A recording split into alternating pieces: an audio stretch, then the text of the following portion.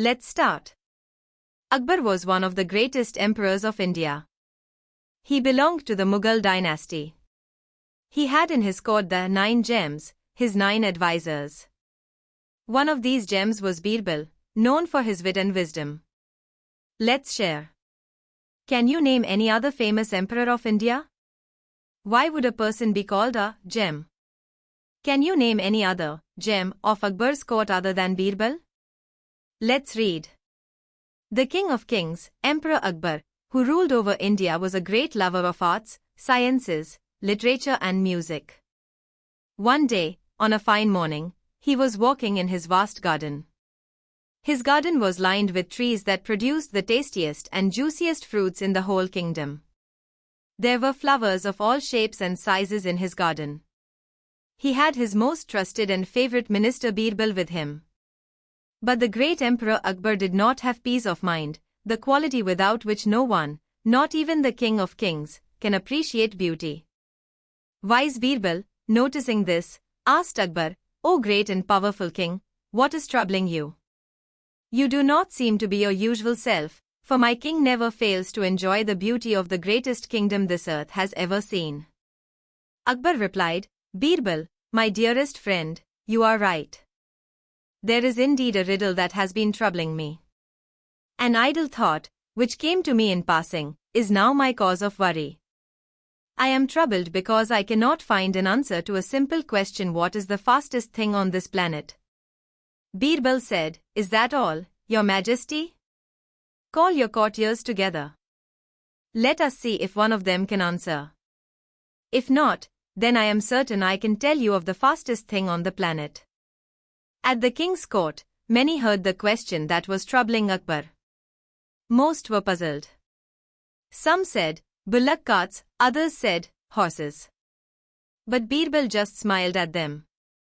After everyone had failed to satisfy Emperor Akbar, Birbal offered to answer his question.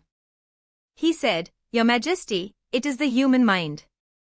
To prove it," he said, "let the people of our kingdom present a problem to me.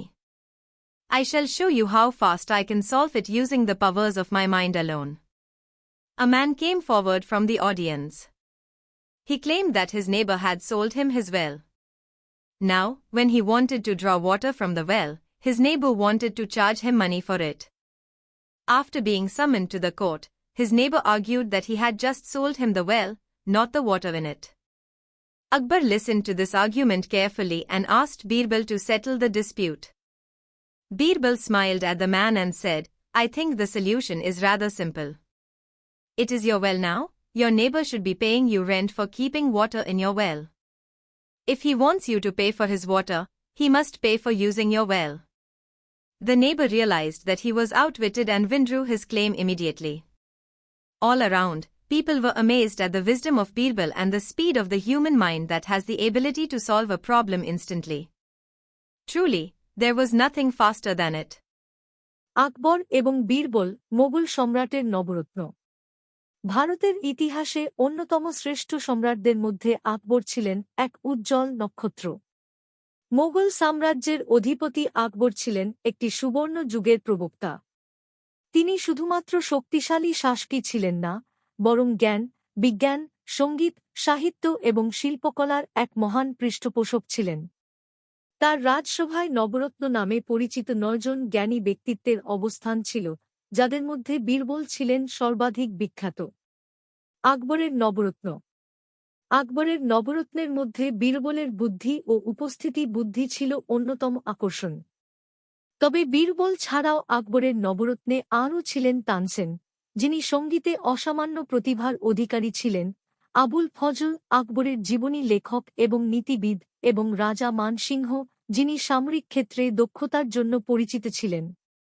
আকবরের বিশাল সাম্রাজ্য। সম্রাট আকবরের রাজত্ব ছিল সুবিশাল। তার সাম্রাজ্যের প্রসার ছিল উত্তর ভারতে, বর্তমান পাকিস্তান, এবং বাংলার কিছু অংশ পর্যন্ত। আকবর ছিলেন একজন বিচক্ষণ শাসক। তিনি হিন্দু-মুসলিম ঐক্যের পক্ষে ছিলেন এবং তার রাজত্বে বিভিন্ন ধর্মের মানুষ শান্তিপূর্ণভাবে বসবাস করত। আকবর ও বীরবলের বুদ্ধি পরীক্ষা। একদিন সকালে আকবর তার উদ্যানের মধ্যে হাঁটছিলেন। উদ্যানটি ছিল অগণিত ফুল ও ফলের গাছে ভরপুর। তবে সম্রাটের মনে কোনো শান্তি ছিল না। বীরবল এটি লক্ষ্য করলেন এবং জিজ্ঞেস করলেন, মহারাজ, কি হয়েছে? আপনার মনের মধ্যে কিছু চিন্তা বাসা বেঁধেছে। আকবর বললেন, বীরবল, আমার মনে একটি প্রশ্ন উঠেছে। পৃথিবীতে সবচেয়ে দ্রুততম জিনিসটি কি? বীরবল মুচকি হেসে বললেন, মহারাজ, এটি নিয়ে চিন্তা করার দরকার নেই। আমাদের রাজসভার সভাসদদের ডেকে পাঠান। তাদের মধ্যে কেউ হয়তো এই প্রশ্নের উত্তর দিতে পারবে। যদি না পারে, তাহলে আমি আপনাকে এর উত্তর দেব। সভাসদদের মধ্যে আলোড়ন। রাজসভায় আকবরের প্রশ্ন শুনে সবাই হতবাক হয়ে গেল। কেউ বলল, গরুর গাড়ি, কেউ বলল, ঘোড়া, আবার কেউ বলল, বাতাস। কিন্তু বীরবল সবকিছু শেষে বললেন, মহারাজ, মানুষের মনই হল সবচেয়ে দ্রুততম জিনিস। বীরবলের বিচার বুদ্ধি। এটি প্রমাণ করার জন্য বীরবল বললেন, মহারাজ, আমাদের রাজ্যের মানুষদের থেকে একটি সমস্যার সমাধান চাই। আমি আমার মন দিয়ে তা সমাধান করে দেখাব। এক ব্যক্তি অভিযোগ করলেন যে তার প্রতিবেশী তাকে কুয়া বিক্রি করেছে, কিন্তু এখন পানি ব্যবহার করতে গেলে প্রতিবেশী টাকা দাবি করছে। আকবর বিষয়টি শুনে বীরবলকে বললেন, সমস্যাটি সমাধান করতে। বীরবল বললেন, এটি খুবই সহজ। কুয়া যেহেতু আপনার, তাহলে আপনার প্রতিবেশীকে কুয়ার পানি রাখার জন্য ভাড়া দিতে হবে।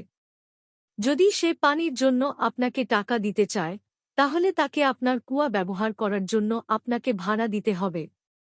এই বুদ্ধিদীপ্ত সমাধানে সবাই হতবাক হয়ে গেল। সত্যি, বীরবলের মতো বুদ্ধিমান আর কেউ ছিল না। উপসংহার: বীরবলের বুদ্ধি ও উপস্থিতি বুদ্ধি আজও আমাদের শিক্ষা দেয়। তার গল্পগুলি আমাদের জানায় যে মনুষ্য বুদ্ধি সবচেয়ে মূল্যবান সম্পদ। আকবর এবং বীরবলের বন্ধুত্ব এবং তাদের মধ্যে ঘটে যাওয়া ঘটনাগুলি আজও ইতিহাসের পাতায় উজ্জ্বল হয়ে আছে। তারা শুধুমাত্র সম্রাট এবং মন্ত্রী ছিলেন না, বরং তারা ছিলেন মানুষের মনোবলের প্রতীক।